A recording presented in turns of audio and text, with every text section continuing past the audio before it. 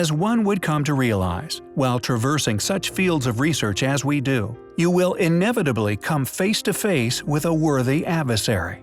That foe, of course, is modern paradigm. Often scoffed at when discussing the possible existence of a highly trained, highly secret group of worldwide individuals who are tasked with the protection of a profitable lie. Often labeled a conspiracy theorist due to the vast array of missing evidence and stolen relics. Yet, alas, regardless of this, we feel it is our duty to vindicate all those who have suffered for doing nothing more than tell the truth. Many thanks to Will Hart over at Nexus Magazine in Spain for his exhaustive research. Let's start with a familiar friend, the Great Sphinx. In 1993, NBC aired a show titled The Mysteries of the Sphinx. During the show, geological evidence was shown which indicated that the Sphinx was vastly older than Egyptologists currently claim. This evidence has subsequently become popularly known as the water erosion controversy. The self-taught Egyptologist John Anthony West first brought the evidence to the attention of geologist Dr. Robert Schoch. Now, after thoroughly studying the Sphinx firsthand, numerous geologists share West's conclusions, and many have announced their findings to the world. Dr. Zawi Hawass, along with the Egyptian Antiquities, have launched a barrage of public criticism at this new evidence. Renowned Egyptologist Dr. Mark Lehner, who is regarded as the world's foremost expert on the Sphinx, also joined this attack, publicly declaring West and Schoch as ignorant and insensitive. The smear campaign was ultimately a success and squashed any further exploration of the theory.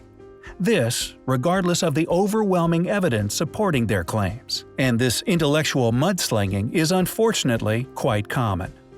The case of author Michael Cremo could be seen as a well-documented example of this, and it also exposes just how the scientific establishment openly uses pressure tactics on the media and government to stifle historical truths.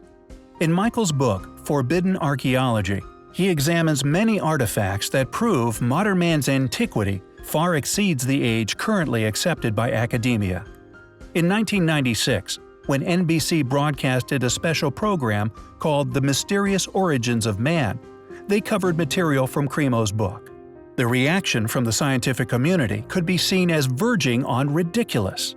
NBC was deluged with letters from furious scientists and others within certain fields, who all called the producer a fraud and the whole program a hoax, even attempting to force NBC to not rebroadcast the popular program ever again. They went to the tremendous effort of presenting a case to the federal government, requesting that the Federal Communications Commission step in and bar NBC from airing the program again.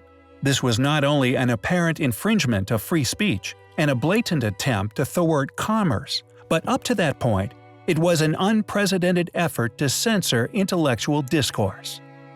Dr. Virginia Steen McIntyre would also feel the cold hands of conspiracy. A geologist working for the U.S. Geological Survey, she was dispatched to an archaeological site in Mexico with the task of dating a group of artifacts. This particular case, again, perfectly illustrates just how far this elusive establishment is willing to go to guard orthodox tenets. McIntyre used state-of-the-art equipment to date the relics, but her results were off the charts. The lead archaeologist expected a date of 25,000 years or less, yet she found dates of 250,000 years or more on multiple occasions. A dating of 25,000 years is conveniently critical to the Bering Strait crossing theory. Once her results were realized, the head archaeologist decided to dispose of Steen McIntyre's results. She has since found it hard to get her papers published, and she has also lost a teaching job at an American university. These sorts of scenarios from these particular types of people is what drives us to expose the truth.